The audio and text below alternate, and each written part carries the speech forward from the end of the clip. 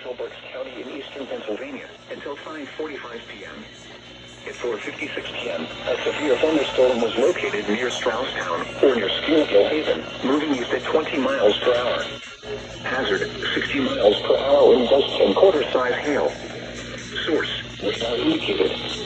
Impact, minor damage to vehicles is possible. Wind damage to roofs, siding, trees, and power lines is possible. Locations impacted include Kutztown, Hamburg, Fleetwood, Leesport, Schmakersville, Burnville, Strausstown, Leonardville, Fairview Heights, and Centerport. This includes Interstate 78 in Pennsylvania between mile markers 19 and 41. For your protection, move to an interior room on the lowest floor of a building. Repeating, a severe thunderstorm warning has been issued until 5:45 p.m. for the following county: Berks, Pennsylvania,